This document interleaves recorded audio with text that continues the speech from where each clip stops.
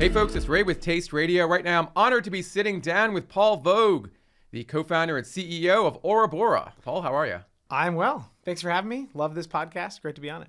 Yeah, I love that you're on it with us here in Newton, Massachusetts, in person. You were in the area for a canning run, is that right? Production run, a sales blitz, and of course, just for this interview. Yeah. Anything. Yeah, and you're from San Francisco, so this was a nice little trip for you. It was. I probably come out to the East Coast like once every 6 weeks. I have family out here and friends who I see in between store visits. So it's fun to be back. You mentioned to me that you're from Rye, New York. Where's Rye? Rye is 20 miles north of New York City. Okay. So we were, Westchester County, if you're familiar with Westchester. But Sure. Certainly went to the city a bit. And now I realize how not New York I am because we hired a great New York salesperson named Sal. And Sal, also from outside the city, but his accent, the way that he conducts himself, his attitude, like his name is Salvatore, but he goes by Sal. So I'm from New York, but I always feel like I'm not as New York as Sal is what I'm conscious of now. Yeah, please don't take this the wrong way, but I always thought you were from California. No, not the wrong. Hey, I'll take that. I'll take that in all the positive ways, and I won't take it in any of the negative ways. UCLA for undergrad? I did. Yeah. I went to UCLA. Yeah, so you've experienced the best of the West Coast of California. I think so. Yeah. Now I live in Northern California. Previously was in Southern. I actually lived in Colorado in between. Okay. So I don't think I'll leave. I like California. Yeah, it's really nice. I think the first photo I ever saw of you was the backdrop of San Francisco. Okay. And you were with your wife. Yeah. And that was the first time I saw you with a baseball cap on. And I'm a big fan of baseball caps. When I'm not Okay. all dolled up like this, Okay. I'm usually wearing a baseball cap, a button-down blue shirt, jeans, and sneakers. And your baseball cap said math. Yes. That was my math hat. It was from when Andrew Yang just started running for president. That was his math hats that he was handing out at events. So that's probably at an event in San Francisco. But I am often in a hat for sure. Yeah, the one you're wearing right now, was it Seaside Market, Cardiff? Yes, this is actually one of our retailers. If you sell Aura Bora in your store and you sell hats, I will wear your hat. Okay. So this is one of our best stores. It's one of my favorite hats. I wish every grocery store had to sell this exact hat with their logo on it. But depending on hair length, this is like a soon closer to the haircut style hat. Yeah, it's a nice looking hat. For folks not watching the video, it's a blue hat, blue trucker-ish type Truckerish hat. for sure. And the Seaside Market is in cursive. It's all in orange and white. It's a nice looking hat. Thank you. Yeah, Thanks. I need more of those myself. We don't have any BevNET hats. I gave you a Taste Radio t-shirt before we got started. No, you need, if John Craven listens to this, you need to make hats. we're going to need hats here as soon as possible. And I'll wear it. Yeah, I never thought about that. We've never had, in all the years I've been with BevNET, we've had hoodies, pullovers, t-shirts. We've never had hats. I think it's because John's a gelled hair guy. Yes. And as a result, he's never going to wear that hat. I never thought about that. He always has his hair in place. That's a problem for the hat community. Absolutely. We need that. Yeah. Do you have any Aura Bora hats? We do. I should have brought one with me. That's the hat I wear. It's like a little bit of a not as deep a hat, so I wear that just after getting a haircut, but it has our eye logo on it. It's a very popular hat. We were giving away a ton at Expo, so I'm sorry you didn't get one.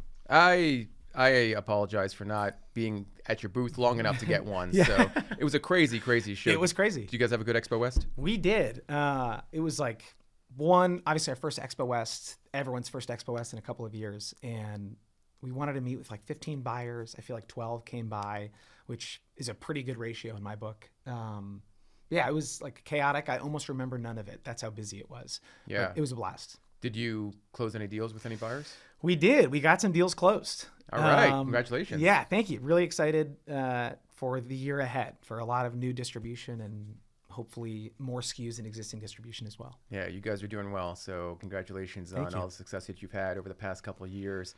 Your LinkedIn profile says that you started the company in 2019. Yeah. But you first launched, or you first got into stores in January of 2020, right? Yeah. So we actually, the very first can we sold November of 2019. Now these were all canned by me and then my wife, Maddie.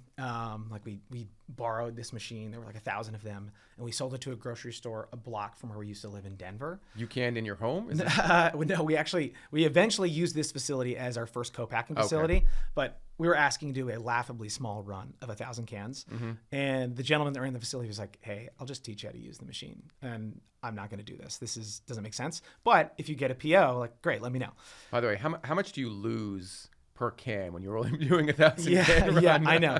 Yeah, a lot. It's probably 24 ounces for every ounce that goes in the can, something like that.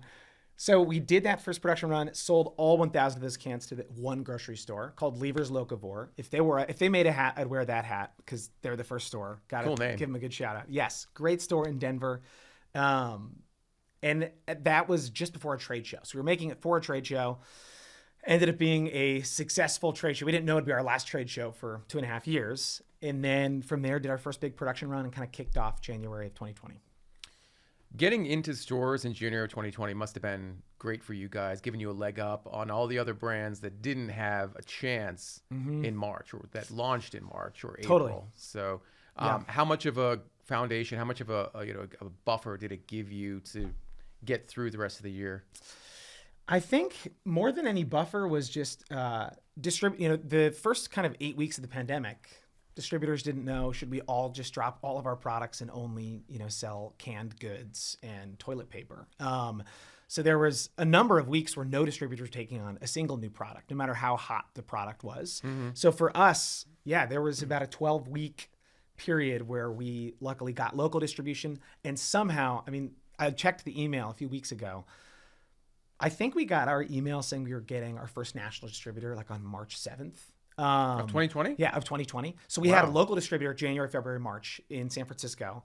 And then we had this first national distributor first week of March. And then the second week of March, they said no new customers. And they didn't open up a new customer for like 4 months.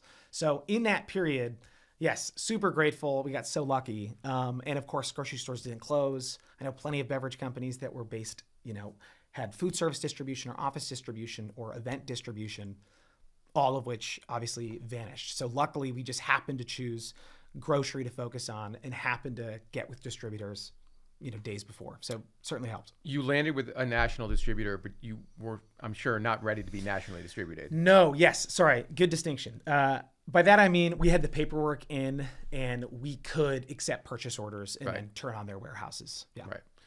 I got to think that there were people who were drawn to various aspects of Aura Bora, those people being the distributors and retail buyers that you were speaking with. When I first saw the can, it just looks like a beautiful thing that you want to pick up. Thank you. For lack of a better phrase. Good. And I think this is something when I first met you, it was an episode of our Elevator Talk series in July of 2020.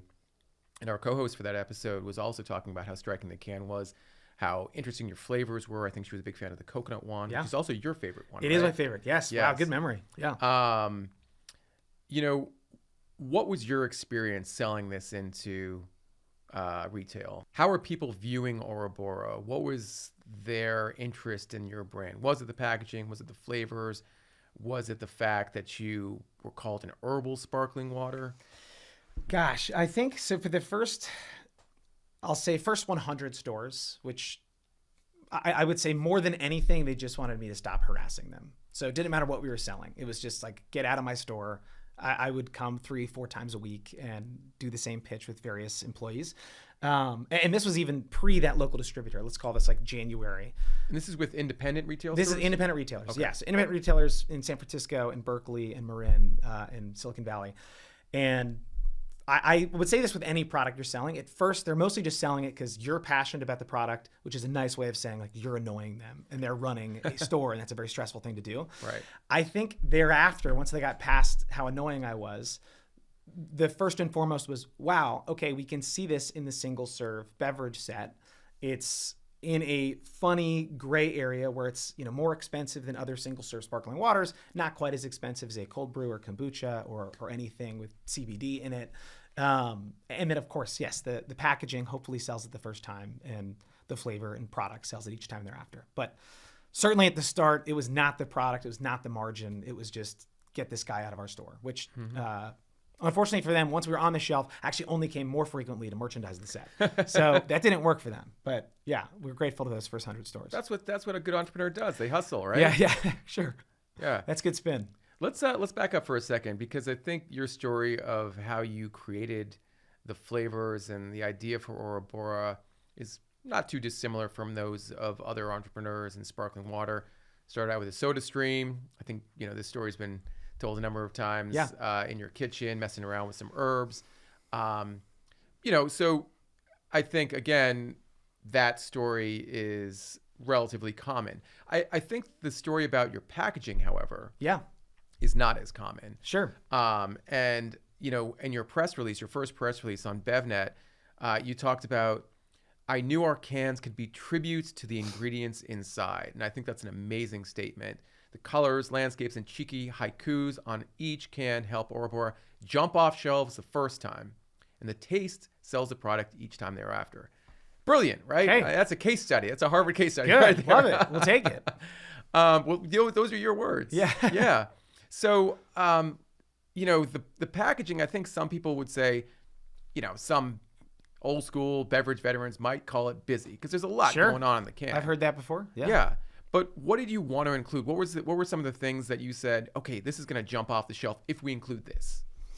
So I think, and one, I say this to anyone that asks for the packaging. I married well. So that was like the first bit of advice is like marry well. There you So go. my wife and co-founder Maddie is a creative director now at Aura Bora full time, previously at various software companies, and is extremely opinionated about.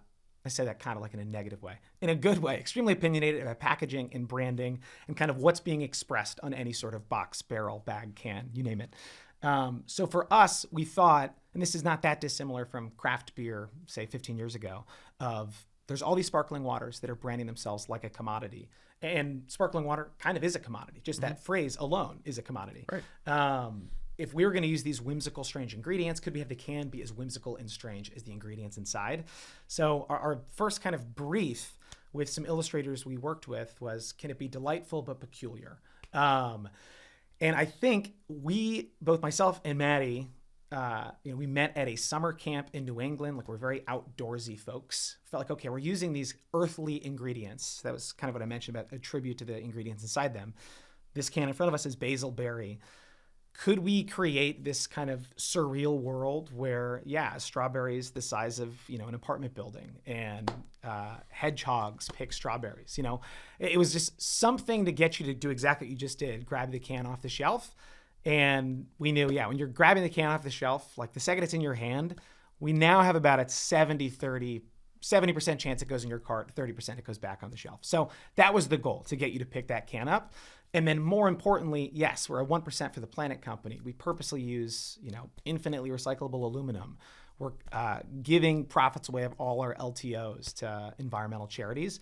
And the idea was, how can we communicate that without being so obnoxious about communicating that? So the hope is that the packaging leads you to think, okay, this is kind of a earth-friendly, clearly earthly business. Obviously, that is not Earth, but some close simulation of it. Well, for me, the best part of it is when you pick up the can and then you take a closer look. Yeah. You want to pick it up just because it's cool. But then you take a closer look and you see one of those cheeky haikus. Yeah. These herbaceous hills, bursting with fresh strawberries. I wear them as hats. Yeah. Nice. That's a good one. There's actually, if you grab our 5 core SKUs, 4 of them were written by Maddie. 1 of them was written by me. I won't tell you which. It's evidently clear that 4 of them were written by a professional, amazing writer, and 1 of them by some schmuck, me. I would never call you that, Paul. I think the other amazing thing about Aura Bora is that you're in a slim can. Yeah.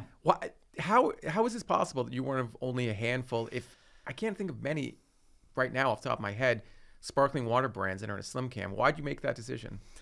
It was actually one of our earliest investors who has invested in a lot of CPG businesses. So this was like before we had a name. We had, to the SodaStream story earlier, I was forcing him to drink things out of plastic bottles, and I'm sure he was wondering what are the contents of this can or this bottle.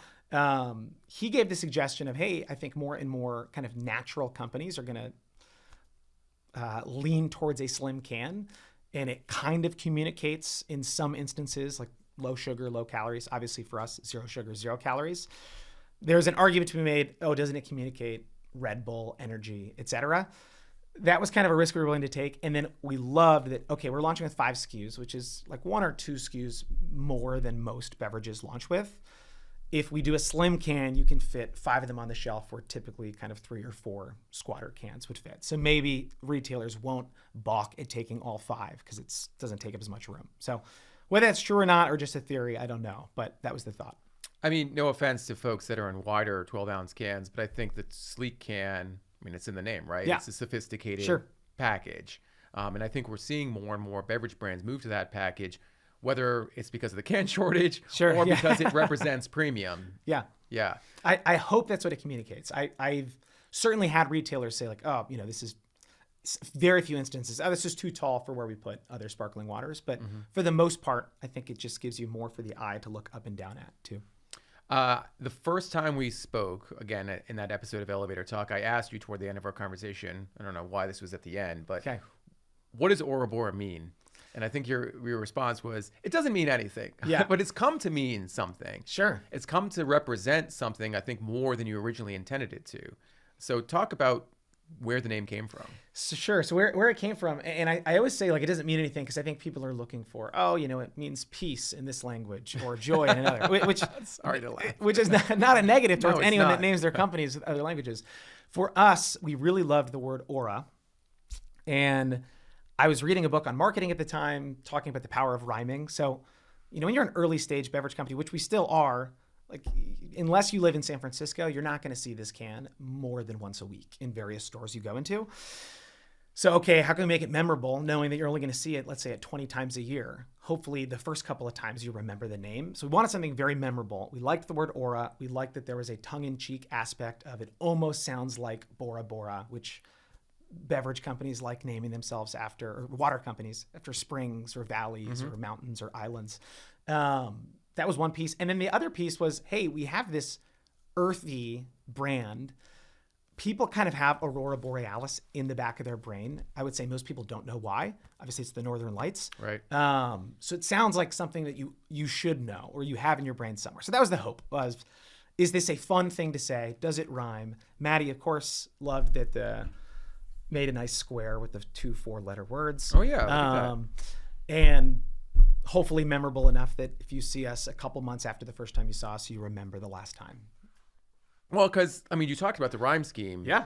And there's a pretty big cola company that There has is a big rhyme cola scheme like company that. with 2 4-letter words that they always put horizontally. We put up and down.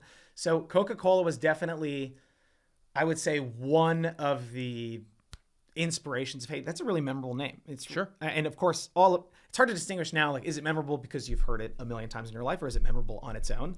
But they were certainly mentioned in that marketing book of 2 almost rhyming phrases with the same kind of vowel.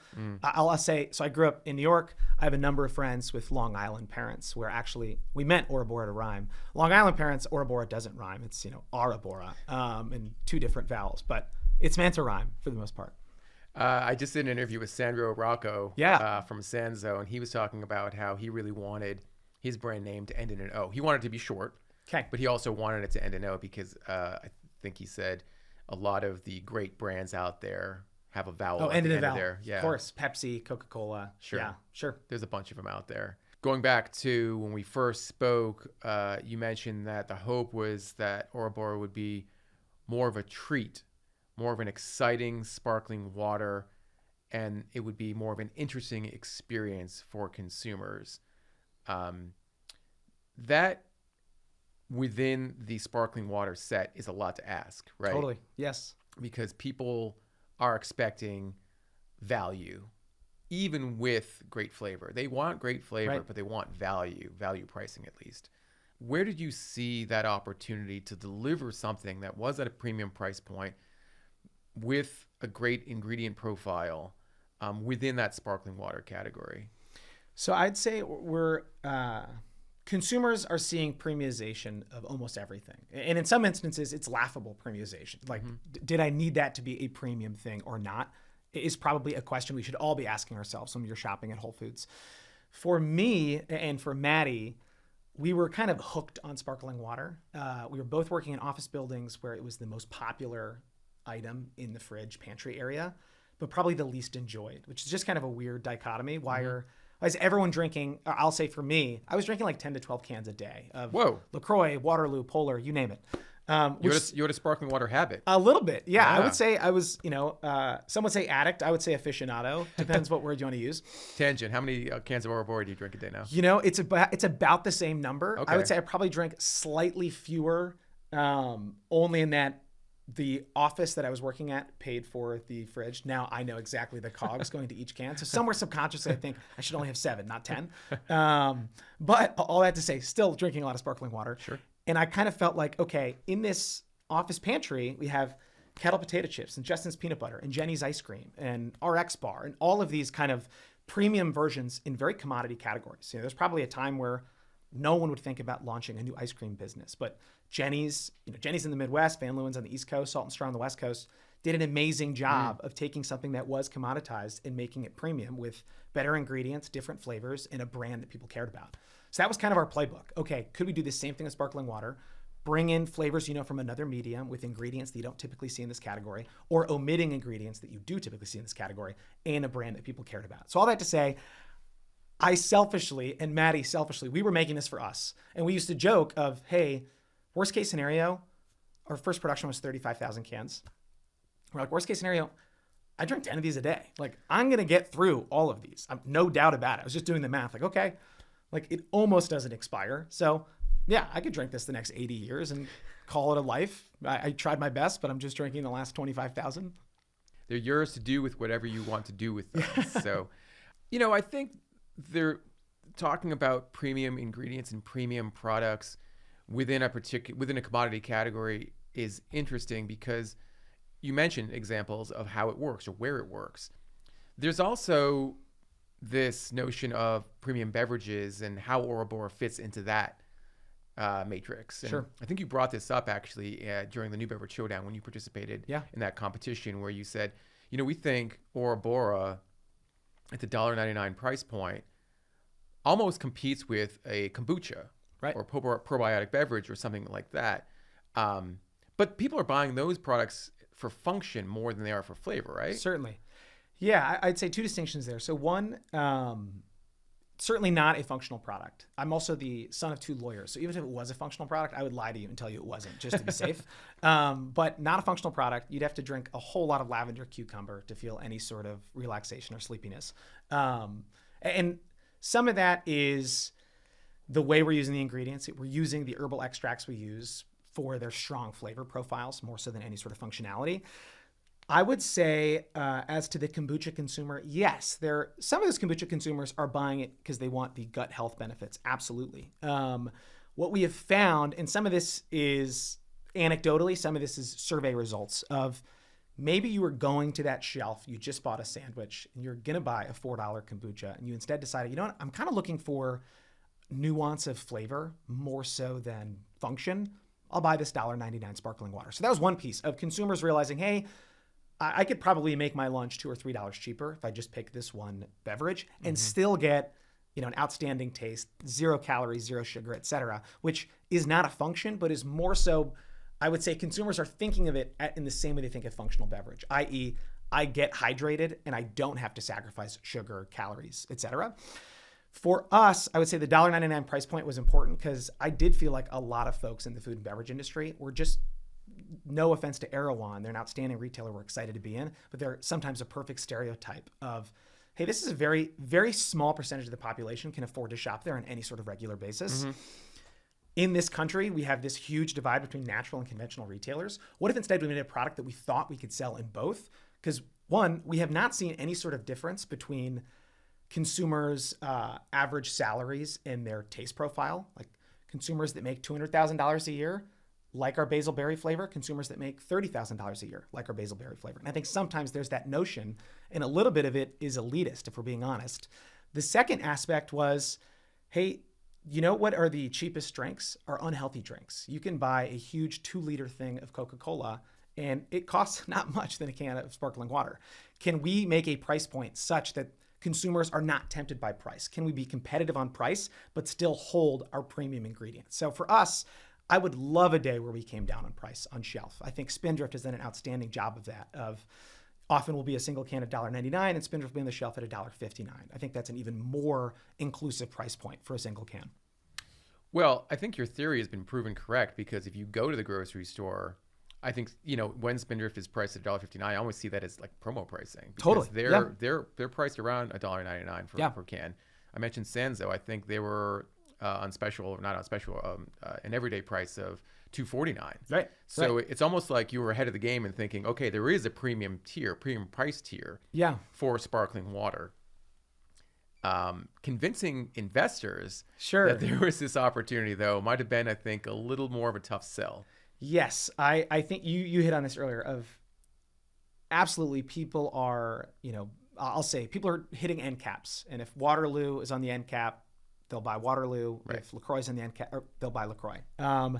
We didn't want to play that game for a few reasons. One, yes, we have weird, unusual flavors, i.e., do you just want to try lavender cucumber once, or do you want to commit to a flavor you've never had before in sparkling water and buy 8 of them? Mm-hmm. That's a little bit of a harder sell. So no doubt it was a harder sell for me to investors, convincing them that would be the case. And if you do the math, 8 cans of Aura Bora at $2, that's $16 versus that. Absolutely. Even if it was a Waterloo, like it's $7. I mean, that's still huge difference. Yeah. Yes. Also a huge difference between the ingredients, but we won't get to that. I mean, like it's clear. Yes. But the consumers that are, shopping deals are not as worried about ingredients, or so we've seen. So I'll say the convincing investors piece, we had kind of like 2 shining lights. Topo Chico is probably the most insane example today of, I'm sure the Whole Foods near us right now, I bet they sell a 12-pack of Topo Chico for roughly $1 a bottle, which is a lot when you compare that LaCroix at that same store is probably like 50, 40 cents a can, same number of ounces. So we knew there were instances of premium sparkling water drinkers. I think our unique flavor profiles, our hope was, hey, can we pull in other consumers? So I mentioned soda consumers. Yes, we are certainly seeing people switching from soda, and they don't want the boring sparkling water flavors that they're used to from some of the big conventional companies. So can we pull them from soda? Can we pull them from more expensive functional beverage? More and more, and this is a group that I totally underestimated, people drinking Aura Bora as a 530 mocktail, as totally standalone, and then the Mike Schneiders of the world that are mixing it as a cocktail, as a mixer. So we wanted to create a beverage that could like live in that white space between all of those things, pull from mocktails, pull as a mixer, pull from soda drinkers, and hopefully be all things to all those consumers. I think that is what sold investors more so than, hey, we can convince someone to spend 3 times as much for a similar product to Waterloo LaCroix. I don't think it is that similar of a product, but if you're grabbing it the first time, you might think that. I think more so investors saw the opportunity of, this is a huge category already, growing fast, and the adjacent categories are growing fast as well. And this product can kind of play in multiple. So I think we had that benefit going for us. It's interesting how you talk about the opportunity for the category of sparkling water on its own and then touching the adjacent categories, because I think you once mentioned that there was a new opportunity, or that there was an opportunity for a subcategory within sparkling water. But it almost feels like that subcategory is bleeding into everything else now. Totally. Right? Yes. I would say, I always mention this. So my father lied about his age to get a job at a grocery store when he was like 7 or 8. He used his brother's ID or his brother's birth date so he could get a job because he wasn't 10. Oh boy. So he worked at the grocery store for like 11 years. And there is one good photo of him in an aisle. And you can see behind him, there's 3 different brands of orange soda. And I use this anecdote a lot because I don't think there's a grocery store in America today that has 3 brands of orange soda on the shelf. But back in the 70s, if you asked a child of the 70s, what's your favorite soda? They'd probably ask you, do you mean my favorite root beer, my favorite orange soda, my favorite cola-based product, etc.? And they probably had 6 different favorite soda brands. We're slowly shrinking that set for the better. So now you probably just answer that question, you have one favorite soda. My hope is, and obviously I would say this, I'm extremely biased at answering this question, but my hope is 10 years from now, if you ask them what their favorite sparkling water is, they're going to ask for another layer of nuance. Like, hey, do you mean my favorite craft sparkling water? That's Aura Bora. My favorite plain sparkling water, my favorite mineral, my favorite CBD sparkling water, my favorite juice-based sparkling water. And as you take sugar out of beverages, most of them that are carbonated become some version of sparkling water. And that is kind of the bet that we're placing here of, hey, as this category grows and more people come to it, can we own this little subset of probably artisanal consumers looking for a different taste palette they haven't found elsewhere, and probably flavors they know from other categories. That subset could be worth millions, if Could not be. many more millions than that. Herbal sparkling water is at the top of the can. That's how you describe the. That's how you describe the brand. Is that the subset? I mean, is it as much artisanal, or is it herbal? I've said craft and artisanal most often. One, because there's some distinction of like, yes, we have certain flavors that are, not technically herbs. They're flowers or roots or spices. So that's me. The two lawyer parents. There you go. The lawyer parents, and I have 4 older siblings that all might as well be lawyers. Actually, one of them is a lawyer. In that they have pointed out that distinction a few times. So I would say, yes, the first 5 flavors we launched all had mostly some herbal element, not dissimilar from what you might find in a cocktail or a tea, or Jenny's ice cream. The subset of craft or artisanal, I think the difference I mean there is this is probably not something like, to my point earlier, being in the office, drinking 10 to 12 cans of LaCroix every day. Yeah, I was drinking like pamplemousse and lime. We now have our own twist on both of those flavors. The lime one, I think at the time this comes out, will probably be out, so I'll just say it, is a lime cardamom flavor. So we did throw an herb in there. Very cool. Yep. And then we did an elderflower grapefruit flavor as a limited time flavor, and then it's just now graduating to retail. So that'll be in every Sprouts in the country starting next month, exclusively for 90 days, and then roll out to other retailers thereafter. Long way of saying, I think it is more so craft. Yes, we've used herbs to kind of make those craft beverages, but in the future, we might launch a SKU that has no herbal element, but is similar, a probably more refined palate would enjoy. You've had some good success in retail, almost from the get-go, and now through to today. You mentioned Sprouts being national at that retailer.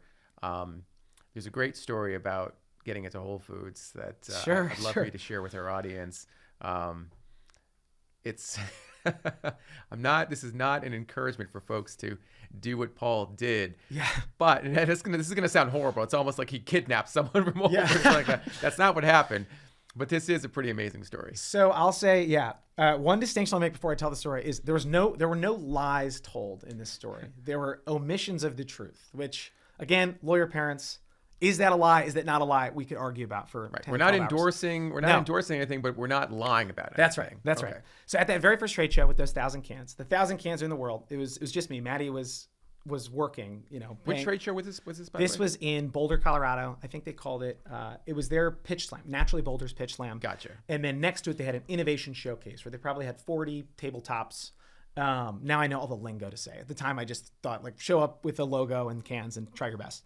And all of it had been filled that morning by myself and this 16-year-old high school student who did an outstanding job. His name is Colin. Thank you, Colin. Luckily, we had heard, there's a buyer from Whole Foods here. And I now know this. I didn't know it at the time, that buyers from Whole Foods kind of notoriously turn their badge or wear a sweater so you can't figure out who they are. Lots of retail buyers do that too. Yes. Yeah. And it's for a very simple reason. They don't want to get harassed. And I would annoy them if they had it the other way. So I saw someone who looked like a buyer from Whole Foods. And by that, I mean, her badge was flipped and she was trying samples and wasn't necessarily smiling and giving compliments immediately. She didn't come by my table, but I kind of really wanted her to. And she went to the first couple rows, then went to the pitch slam and left. The next day, I drove to the Denver Whole Foods office and said, hey, I was just at the pitch slam and the buyer from Whole Foods was there. And the person behind the desk said, oh, great. Darcy, you saw Darcy at the pitch slam. And I was like, yeah, I did. I saw Darcy at the pitch slam, which I did see her at the pitch slam. And the person behind the desk said, oh, great. And she wanted you to bring samples. And I very carefully was like, I've got samples. Yeah. She's like, great. Well, our office is the second door on the left. Go ahead and leave it on her desk. So I did. I left it on her desk. And on the way out, luckily, the one behind the counter said, hey, here's the email to the whole buying group. You can send her an email, let her know that you left the samples on the desk.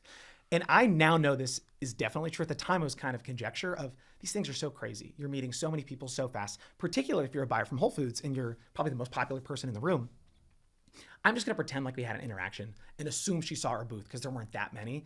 Hey, so great to meet you at the pitch slam. I guess this part was kind of a lie. So great to meet you at the pitch slam. I left samples on your desk. Please let me know what you think. And she responded right away. Paul, thank you so much. Great to meet you. Can't wait to try the samples. She probably doesn't remember. I know we didn't meet. She probably thinks we met. Didn't matter because the next week she said, we love the samples. Let's talk. So that was, I guess, November of 2019. We were supposed to launch in the store in March of 2020. And then obviously everything got delayed by a few months. But that was the first region of Whole Foods in the Rockies. So in Colorado and Utah. You know, I love this story because it showed the perseverance and the hustle it takes to get your product in front of a buyer. But the buyer could just knock it off their desk and be like, I don't want anything to do with this. This is terrible packaging. This is not on trend. This is too complicated. For whatever reason, they may not like it.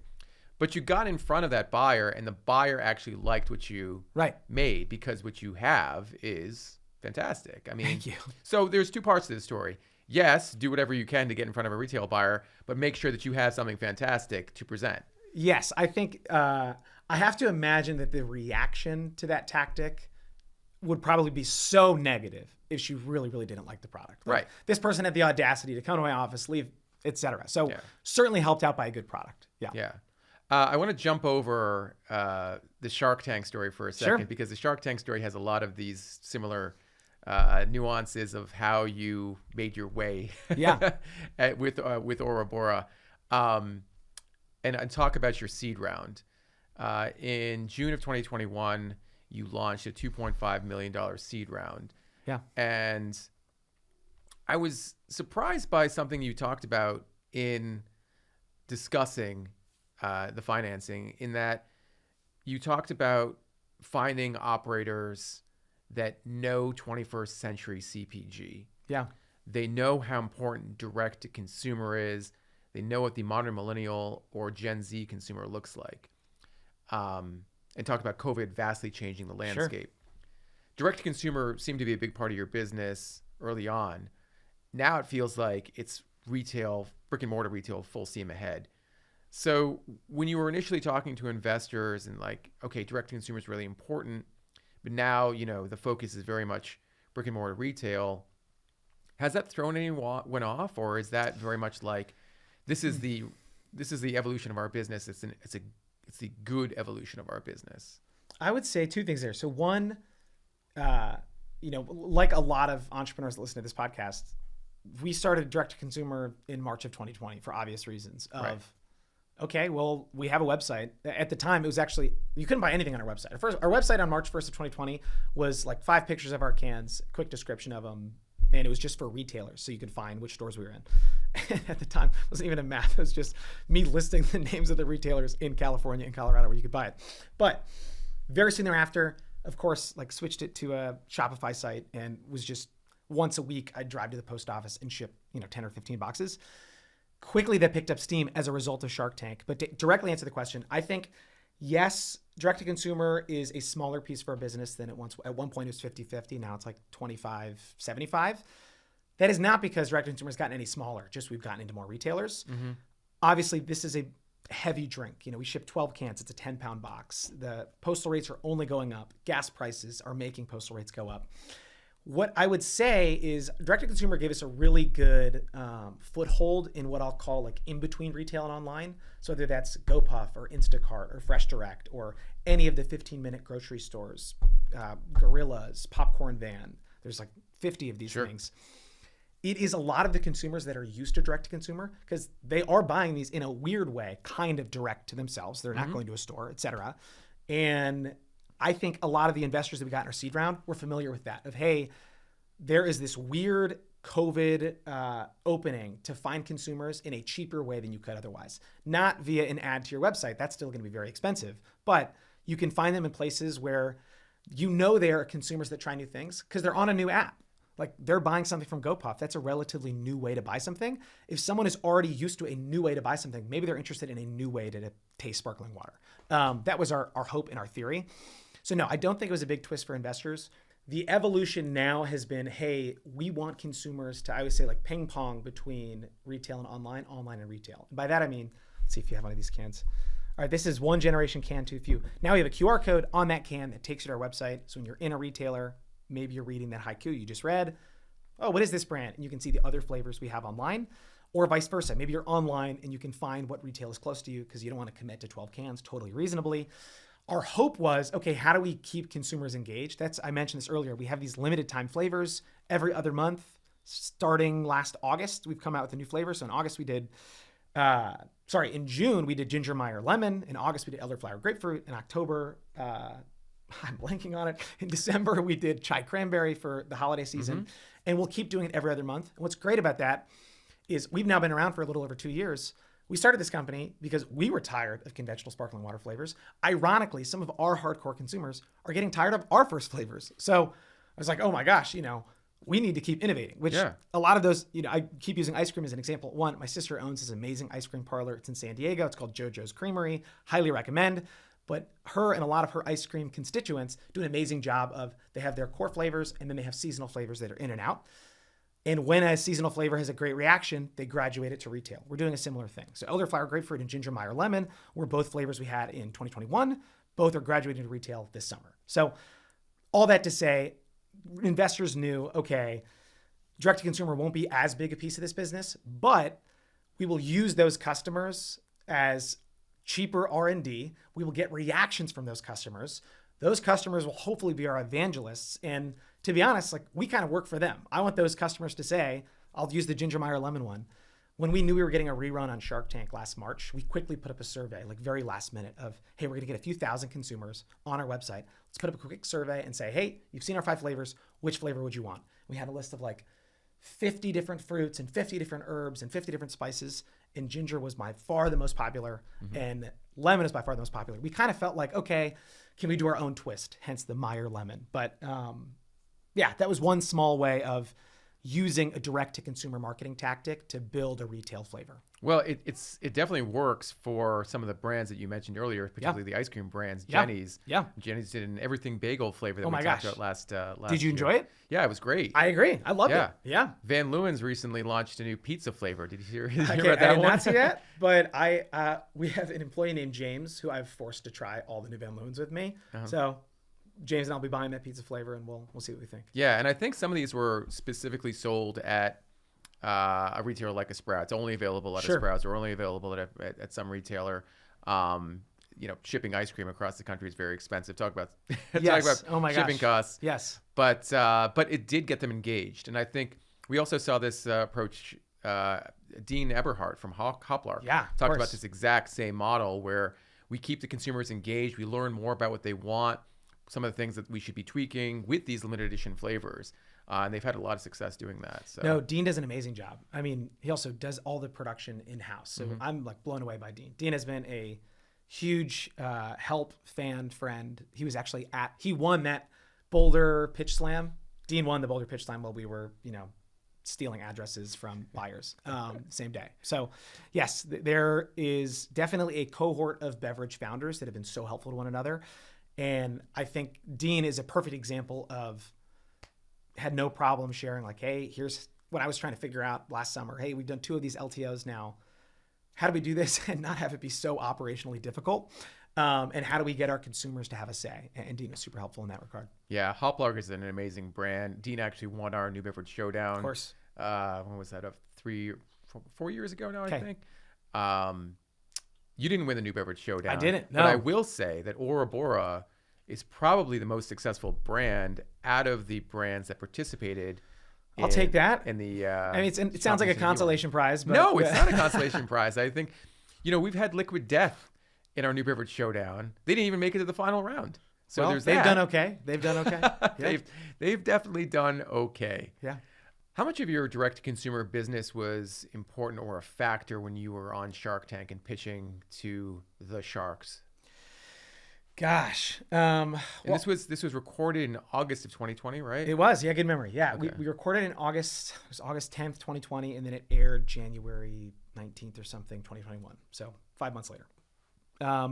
At that time, I'm guessing our business was 90% retail, 10% online, only because I was just fulfilling the orders. And I know when we filmed at Shark Tank, we had not paid a single ad dollar. It was as you can imagine, my siblings and their friends ordering from our website, and probably abusing discount codes, if I remember right. So I'll say on the show, it didn't come up very much, despite the pandemic. I think maybe there was a quick mention of it. And in the part that was not edited in the show, we probably talked about exactly what we just said. It's a great way to have a deeper relationship with your consumer. Obviously, if someone is going to your brand's website, they are so much more bought in than someone that was just, hey, I saw you in the aisles, I threw you in the cart, and then we'll go from there. However, as a result of airing on the show, yes, we like made sure our website wasn't going to crash, and let's start some advertising. Let's get a pop-up so we can collect email addresses. Let's get that survey I just referenced. So that was certainly maybe the biggest benefit of going on the show was we knew we had these targeted consumers from mostly the coasts, mostly natural consumers. And you already heard me, earlier say, hey, we wanted this beverage to be like an approachable price point and sell just as well in the middle of the country at lower income brackets that it does in the coasts, in the higher income brackets. And Shark Tank kind of proved that. We have a great repeat purchase rate from those that found us on Shark Tank. Mm-hmm. And those that found us on Shark Tank got a 20% discount the day they found us. So in their mind, the price went up by 20% soon thereafter. And we see them, they make up a non-zero sizable number of our online orders every month. And it's been a great, to be honest with investors, it's been a great way to say, hey, this is not just a natural beverage company that's only going to work in Whole Foods and Sprouts. For example, look at all of our orders from Missouri, from Kansas, et cetera, from Shark Tank audience that come back month after month. So was the investment that you got, $200,000 for a 15% stake, was that less valuable? I don't know if less valuable is the right phrase, but was it sort of a bonus to all the attention that you got and the ability to share that story with investors that you just shared? Yeah, I would say, so certainly it was at a lower valuation than we got elsewhere, but you can't put a valuation on like national television. There's a, of course, huge benefit to that. I would say investors that knew, because we filmed, and for 5 months, you actually don't know if you're going to air. So one, I'm sure even just talking about it right now, I've signed something saying we won't. Like you sign a hilarious number of pieces of paper. Because they film more segments than they actually air. They do. I think they film roughly like 2 for every one that they air. So half the people, and this year in particular was kind of brutal in that you were quarantined for 10 days. So not only did you do all of the prep to get there and then quarantine for 10 days, some people had 10 days of their summer just ruined and then not air. So when we were in that hotel room, Maddie and I were thinking like, this needs to air. Like this. You couldn't even leave your hotel room? No, true quarantine. Like, wow. Knock on the door, there's a tray outside of food, and they're like running away. Okay. There was actually, the most impressive thing was one, they built the entire set within the Venetian. So the set you've seen on TV hundreds of times, like all within this huge warehouse room. And they had tape on the floors, like the sharks walk in this aisle, entrepreneurs walk in this aisle, the crew walks in this aisle, and never the two shall meet. To be able to keep people properly quarantined, because the sharks were not as quarantining as thoroughly as the entrepreneurs. The crew was quarantining the most thoroughly, and they had masks on, or like the big visors. So anyway, all that to say, investors definitely, once they knew we were going to air, like that seed round was, I guess, 4 or 5 months after we aired. Of course, loved the email addresses we collected, loved the data we had from that audience. And yes, there's some power to, people smile when you say Shark Tank. They think it's so fun because it's a really fun show and we have a fun brand. I love being able to tell people, hey, maybe you've seen us on Shark Tank. And I'll say I made a mistake at the end of the Shark Tank episode that we don't have to go into, except to say that retailers now in every single meeting in the show, I didn't listen right at one point. I misheard something. And I've had at least 10 retailers now, after we discuss like promo plans or when we're launching, et cetera, they'll make some sort of tongue-in-cheek remark of like, are you sure you heard that right?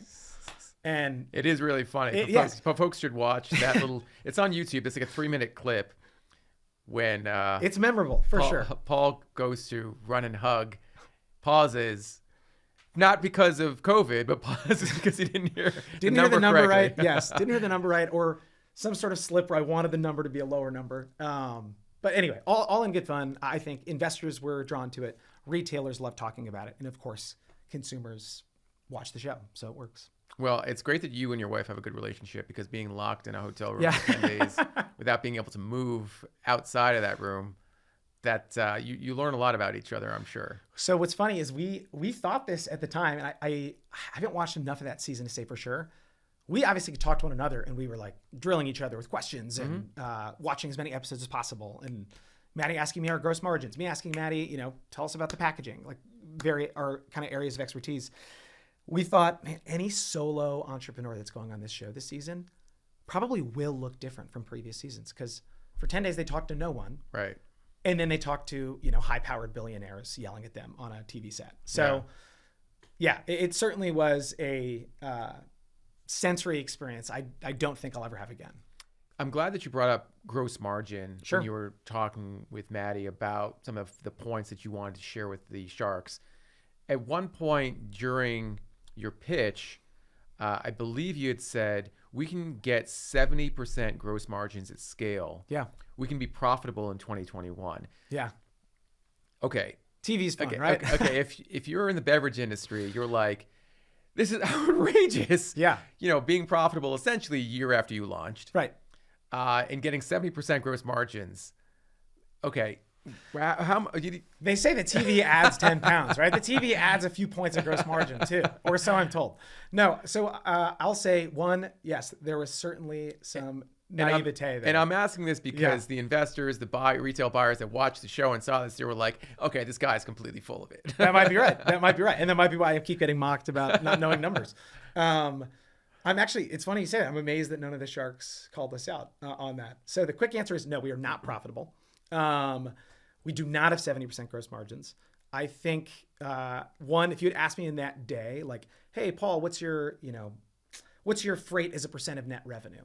I'd be like, I don't know what that means. Today, I know what our freight as a percent of net revenue is. Or like, Paul, what's your trade spend in conventional versus that of natural? Now I know the answer. On that day, thankfully, none of the sharks were former beverage entrepreneurs. Daniel Lubitsky was there, so he probably could have dug into some of those, unique CPG accounting numbers. Mm-hmm. Thankfully, he didn't. Thank you, Daniel, for being so kind. No pun intended. So yeah, the quick answer is no, ignore those numbers. I'm so glad we didn't. There was actually a couple instances, I'm not sure if they got edited on the show, but we watched every Shark Tank episode that had a food or beverage company in it, and almost every episode, period. We watched the good ones a lot. So I actually just had the great fortune of meeting the team from Pipcorn. Oh, yeah. And I got to tell them, like, Teresa, Jeff, Jenny, I watched your clip 15 times. Like, don't want to be creepy, but like, I know when you sneeze, like it's 2 minutes in, and like you have this retort at this time. And we studied Alex Bear from Genius Juice, same thing. So all that to say, when we were watching a lot of these episodes, we realized, okay, what gives the sharks like the most angry, visceral feedback is when you don't know your numbers. So Maddie and I were like, hey, if they ask a question that is not one of the numbers we've memorized, like we had 25 numbers memorized, just say a number. Say any number. And we were like, okay, there's a chance that you say, so there was one instance, I can't remember the question was at this point, but Mark asked a question. I'm not sure if it's in the clip, and I had no idea what he meant. I didn't know the number. I'm sure now I know this number. And I just said 12. I was like, it's about 12. And a piece of me is wondering, should this be a fraction? Should this be a percentage? I don't actually know, because I don't know what he just asked. Mm-hmm. And there's in my mind, a year of silence. Moment of silence, Mark goes, that's actually not bad. And I was like, great, awesome. I don't know what I just told you we have 12 of, but let's just keep moving, not get anybody off track. Well, it might have been one of the reasons that Mark passed. Might have been. He saw that you really didn't know the answer to that question. Might be right. Actually, it's funny, when I saw Mark pass, I was heartbroken for you guys, because you looked like you were heartbroken. Totally. Yeah. If you're watching that show, I mean, Mark and Daniel were, of course, at the top of the list. Yeah. Mark has a ton of CPG investments. Daniel, of course, is a CPG legend of sorts. But yeah. Yeah. We had heard Mark gives like big lines of credit, and he's really involved. Yeah. And I love basketball. Like, let's watch the Mavericks. Yeah. So I was disappointed for a lot of reasons. No, I'm literally thinking about that, and it's actually making me sad. Yeah, I was sad. Because I saw you guys, like, it almost looked like, your favorite teddy bear's head just got ripped off. Totally. Yes. Yeah. I also remember thinking, because there's so many cameras. I mean, we have 3 cameras here today. There was like easily 10. And some of them, kind of like the NFL, like some of them like swooping down in front of you. No. Right in front of you. And Maddie and I remember thinking, like, you just can't, if you make a single facial expression that they can grab onto, that's in every commercial break. They're going to edit it in a way that's not totally favorable to you. Mm-hmm. So when Mark passed, I remember that being the one time where I made a facial expression where I regret it. And immediately after that, I was like, nope, smile. Yeah. And I just was so bummed. I was like, And of course, it's edited in every promo clip, etc. So certainly, yes, we were disappointed when Mark passed. It all worked out. It worked out. Yeah. It's continuing to work out from an investor standpoint. You guys are about to raise a Series A, right? We are. Just kicked it off last week. Yeah. So, from this conversation, I'm gathering that you know your numbers really well now, and that data is a huge part of everything that you do now. And I think that's something that can get overlooked, is the amount of data that you collect on your customers, on your retail sales, on your online sales. All of this is critical to presenting a story to investors, right? Right.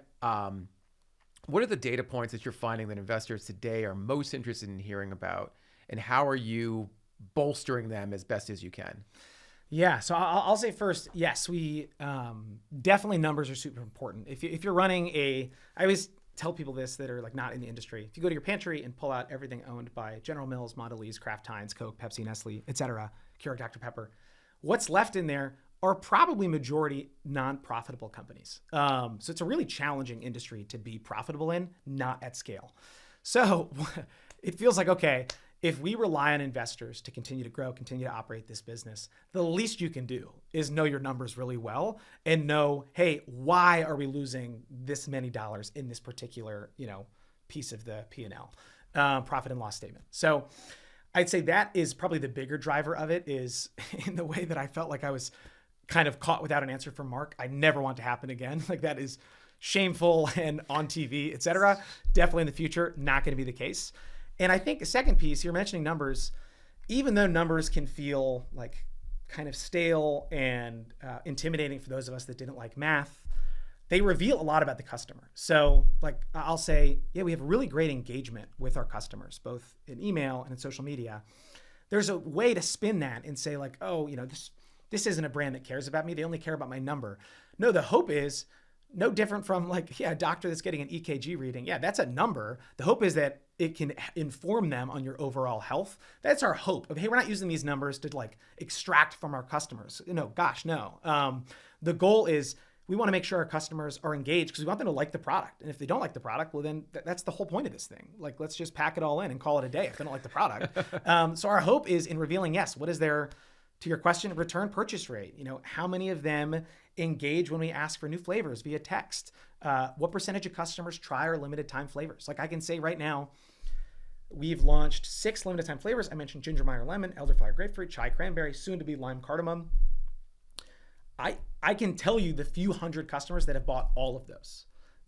There's a lot of them. Like, you'd have to be a hugely dedicated fan to have bought at this point all 11 of the flavors we've released. Mm-hmm. But if there are a few hundred of people that are in that camp, I want to call them up. And so that's where you take a number and turn it into a personal relationship. Like, I can say there's a woman named Maria. Her name is Maria. She lives in San Luis Obispo.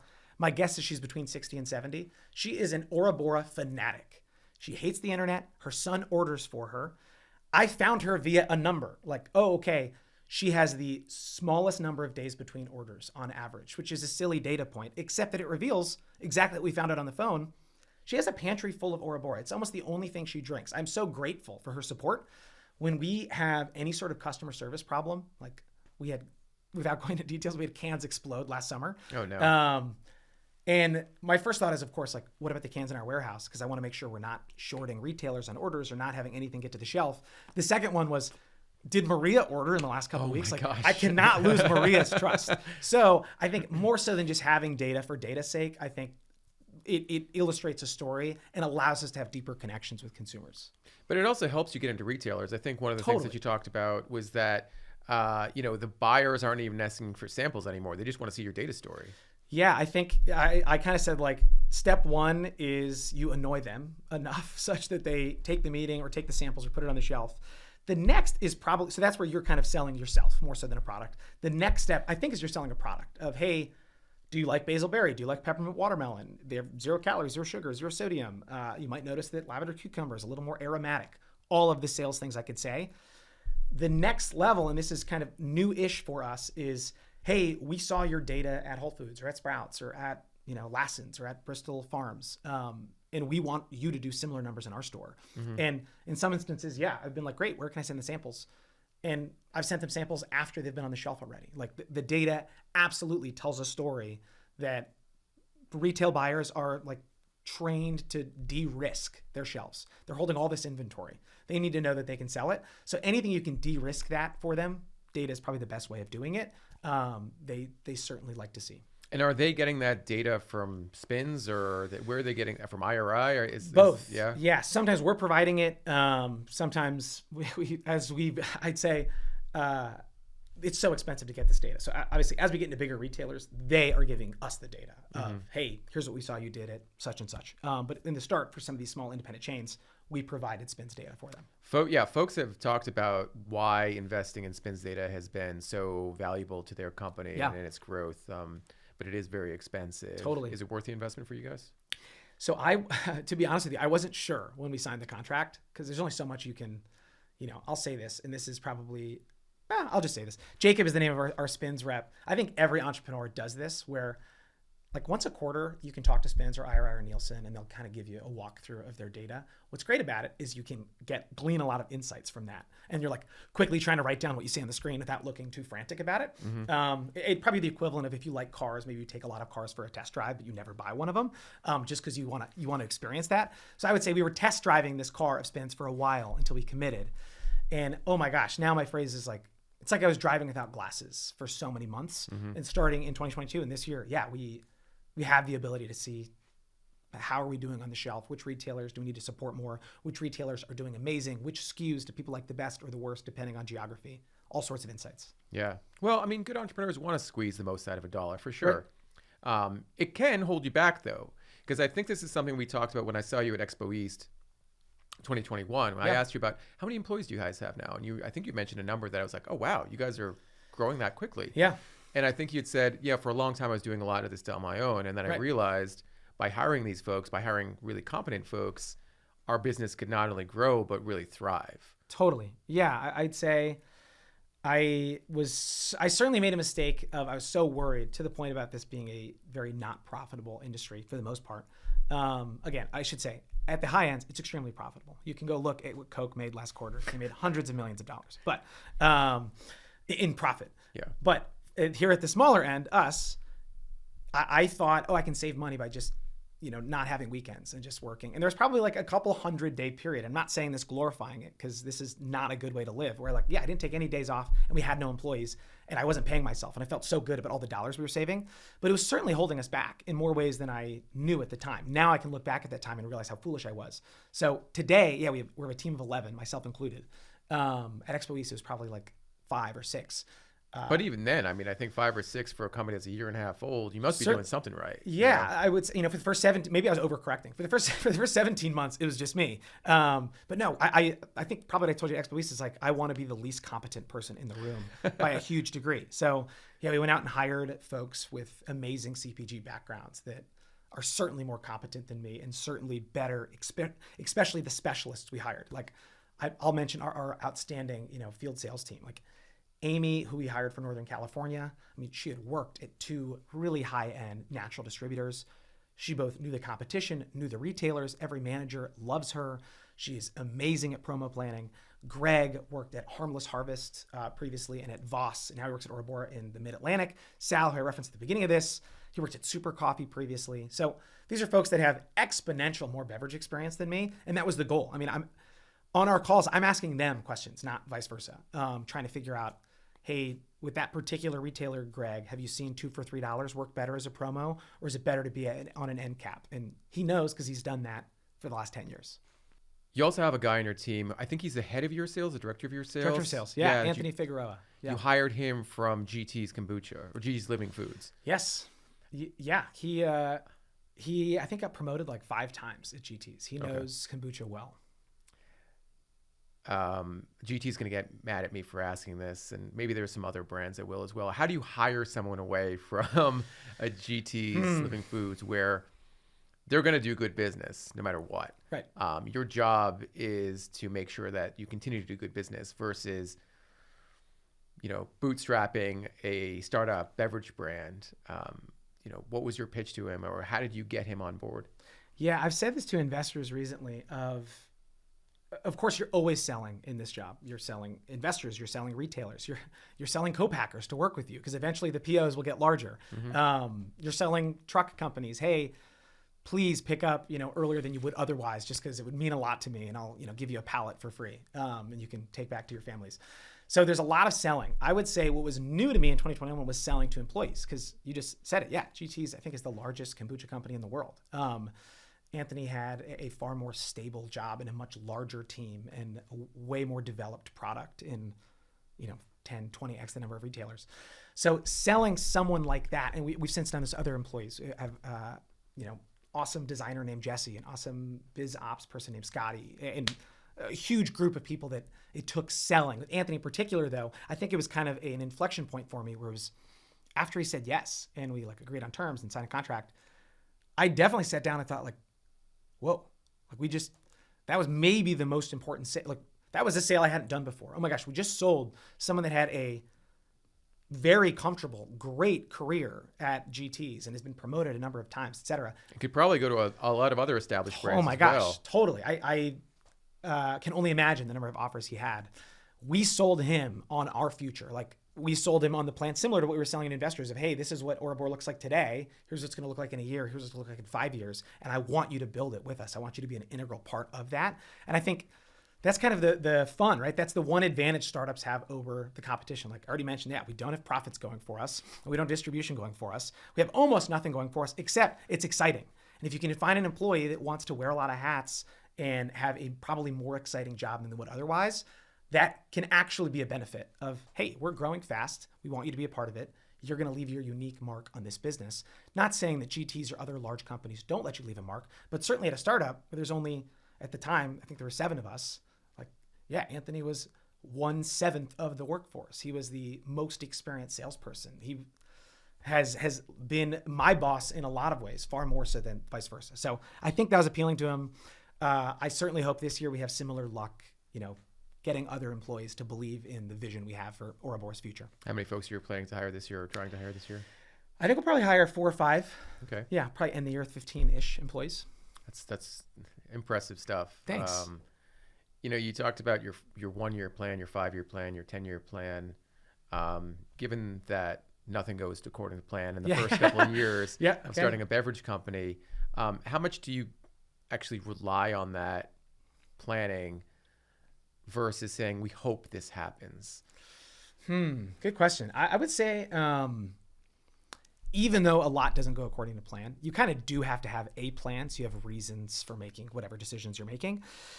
For us, I would say the next 12 months is really important. As to what happens 36 months from now, there's a million different roads we could take. But as you're pitching investors and retailers, they ask you to put in a 12-month promo plan. Like we know how many dollars will go to support Sprouts, how many dollars will go to support Whole Foods, et cetera.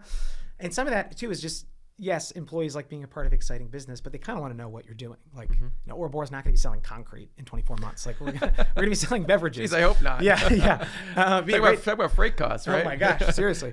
Although, maybe it would mix better in a big concrete truck. Anyway, all that to say, certainly things deviate from the plan. We, for the very first time, because a lot of this was me just like back of the napkin kind of shooting from the hip for so many months. Now that we have a more formal team, we got to have like our first team offsite. This must have been just before the holidays where we hey, here's what we're trying to do in 2022. Our hope is by the end of 2022, we've set ourselves up to do all of this in 2023. I feel pretty good about those 24 months. Beyond that, who knows? Could be concrete. Well, it could be concrete. As you mentioned, I don't think it will be. But, no matter what happens, I'm just so blessed and so excited to have sat down with you today. Thank Paul. This is the best part of my job. Okay. This is absolutely the best part of my job when I meet someone for the first time, in an elevator talk or in the New Beverage Showdown. And then, a couple of years down the line, they're doing so well. And there's just so much opportunity to continue to do well and become a great brand. Not that you're not already a great brand, but an even greater brand. Well, thank you. No, I'm sure you guys are tired of compliments, but I'll pour it on. This podcast is no doubt, there's not a second or third. Like this is first by a huge margin in terms of helpfulness of, I've gone back and listened to almost every episode and get my hands on that involves a beverage entrepreneur because there's so much insight. So thank you for doing what you do. My hope is always to try to pass it on to, an entrepreneur that just launched their beverage, like Paul at aurabora.com, shoot a note. I know how many cold emails I have sent to, I already mentioned Dean, but to pretty much every beverage company 1 to 7 years ahead of us. I've done the exact same thing. So thank you for facilitating that conversation. Well, thank you so much for those kind words. And thanks so much for paying it forward to other entrepreneurs. We all need each other. This is an ecosystem where everyone needs to help each other. And, there will be great things to come out of it if that happens. So Totally. Yeah. It is laughably collaborative. I had an investor the other day say like, oh, seems like you're really friendly with other beverages. Why is that? And I was like, I don't know what industry you're used to investing in, but like that is how this one works. Like there is plenty of, water melting off the icebergs of Coke and Pepsi that the smaller beverages do not need to be bickering with one another. So I have been just constantly blown away how collaborative CPG has been. That's such a good point, Paul. And thanks so much again for taking the time. Really appreciate it. And thanks so much for coming into the office here in Newton. Newton, Mass. The best place on earth. Best place on earth. All right. We'll see you soon, I'm sure. Thanks, Ray.